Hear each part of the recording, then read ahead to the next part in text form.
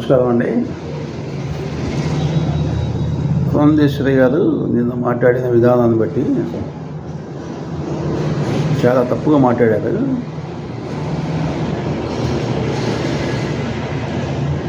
BJP పొత్తులో ఉన్న పార్టీలన్నీ కలిసి గెలిస్తే ముస్లిం రిజర్వేషన్ తీసేస్తాడా? ఏమండే, ఆయన ఎక్కడో నార్త్ నుంచి వచ్చి ఇక్కడ చెప్తే ఏంటండి? ఏం లేకనే కదండి ముస్లింస్ అడ్డం పెట్టుకుని బతుకుతున్నాడు. ఇప్పుడు దాకా రామజన్మభూమి అన్నాడు, గుడి ఎక్కడ కట్టాడు, అది ఎక్కడ బాధకొట్టారు. ఆ మాత్రం అర్థం కదా మీకు? అర్థం చేసుకోవడం ప్రయత్నించండి.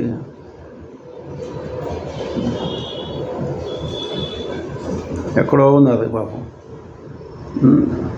స్వర్గీయ నందమూరి ఎన్టీ రామారావు గారిని ఎందుకు పుడితే చంపేసిన తర్వాత చంద్రబాబు గారు ఒక చూపు చూస్తే మీరు దగ్గుబాటి వెంకటేశ్వర గారు అడ్రస్ లేకుండా పోయారు. అలా పోయిన వాళ్ళని గ్రేట్ లీడర్ రాజశేఖర రెడ్డి గారు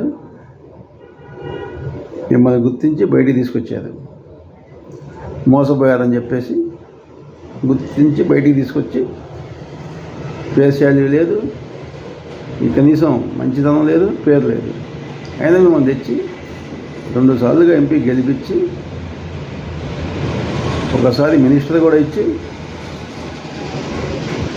అదేదో మీటింగ్లో సోనియా గాంధీ గారి ఎమ్మటి కూర్చొని మాట్లాడే స్తోమత కల్పిస్తే మీకు రాజశేఖర రెడ్డి గారు పెట్టిన 4% రిజర్వేషన్ని మీరు తీసేస్తారా?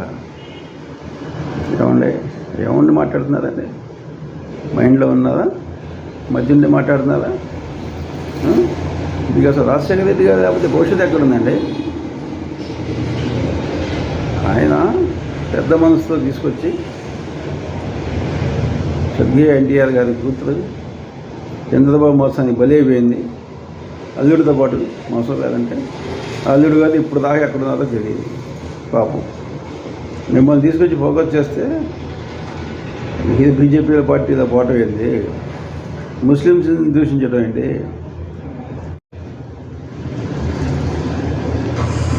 ముస్లింస్కి అందరూ వ్యతిరేకం కాదండి, హిందువులు మొత్తం వ్యతిరేకం కాదు. చాలా కరెక్ట్గా ఉన్నారు అందరూ. బీజేపీని, ఆ కూటమిని, వారితో పాటు మిమ్మల్ని కూడా ఓడించేసి తగిన గుణపాఠం చెప్పడానికి రెడీగా ఉన్నారు. ముస్లిమ్స్ అంటే ఎవరికి వ్యతిరేకత లేదండి. ముస్లిమ్స్ పేరు చెప్పి మమ్మల్ని మోసం చేస్తుంది 30%, అని హిందువులే మోసపోతున్నారు 70%. అది గుర్తించి మీరు అడిగే దమ్ము ధైర్యం లేక అమాయకులైన ముస్లిమ్స్కి హిందువులకి తగాద పెట్టి లబ్ధి పొందామని చూస్తున్నారు. అది ఏమాత్రం కరెక్ట్ కాదండి. నందమూరి వంశంలోనే అలా ఎవరు చేయలేదు, మీరు కూడా చేయబాకండి. మాట్లాడాలండి నిలబెట్టి. అదేంటయ్యా, స్వర్గీయ గ్రేట్ లీడర్ రాజశేఖర రెడ్డి గారు అమలు చేశారు ఈ పథకాన్ని. ఈ సెక్యులర్ దేశం, వాళ్ళు మనతో పాటు బతుకుతున్నారు, వాళ్ళు చదువుకోవాలి, మంచిదనంగా ఉండాలి అని ఎంతో ఆశతో పెట్టి వాళ్ళకు కూడా దారి చూపిస్తుంటే ఇంత కుట్రపూరితమైన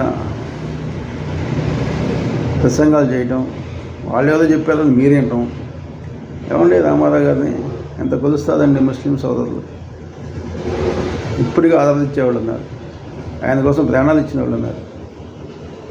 ఎన్ని వదిలేసి అసలు ఏమాత్రం విశ్వాసం లేకుండా మీరు వచ్చి ఈ రకంగా ప్రసంగం చేసి మతత్వాలని, మతదేశాలని రెచ్చగొడుతూ ఏందని మీరు సంపాదించేది? మీకు ఆ డబ్బు లేకనా, పదవి లేకనా, పేరు లేకనా, ఏం లేదని మీరు వచ్చి ఇటువంటి బాధపడుతున్నారు. ఈ చర్యలు గుర్తుపెట్టుకోండి. నందమూరి వంశానికి చెడ్డ పేరు తేపాకండి. ఎంతో కష్టపడి రామారావు గారు మీ అందరిని పెంచి ఒక చెయ్యి తెచ్చారు. కాంగ్రెస్ పార్టీలో గుర్తింపు తెచ్చిన లీడర్ ఎవరా అంటే ఏకైక leader the great Rajasekhara Reddy గారు. అది గుర్తుపెట్టుకోండి. వృత్తి పెట్టుకొని చేసుకుంటే అందరికీ బాగుంటుంది. ఇవాళ మీరు మోసం చేసినట్టు పార్టీకి మిమ్మల్ని కూడా మోసం చేస్తే ఎక్కడ ఉంటారు? చంద్రబాబు గారు మిమ్మల్ని మోసం చేసి పక్కన పడేస్తే ఏం చేయగలిగారు ఆయన్ని?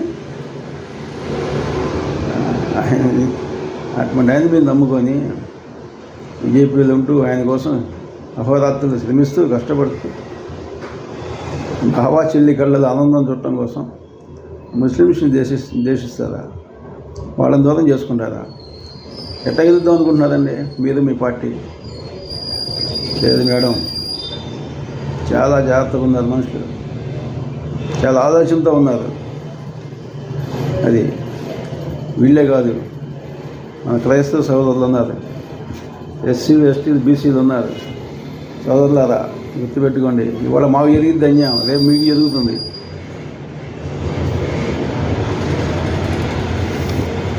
మీరు కూడా తెలివిగా ఉండండి. ఏదో చెప్పారని ఎవరు నమ్మబాకున్నాడు మాటలు. ఎప్పటికైనా మనం ఒకటి, మనందరం కలిసి ఉంటేనే స్వరాజ్యం, దేశం బాగుంటుంది. దేశం కోసం ఎంతమంది ముస్లింలు త్యాగం చేశారండి. వాళ్ళు అమిత్ షా అంటే ఎవరండి? మోడీ ఎవరండి? వీరంతా ఎక్కడి నుంచి వచ్చారండి? ఆఫ్ఘనిస్తాన్ నుంచి వలస వచ్చి పొట్ట చెత్త పట్టుకొని బతుకుంటే ఆర్ఎస్ఎస్, బీజేపీ, బజరంగ దళ్ వాళ్ళ సపోర్ట్ తీసుకొని దేశంలో వాళ్ళ కొలలు సృష్టిస్తుంటే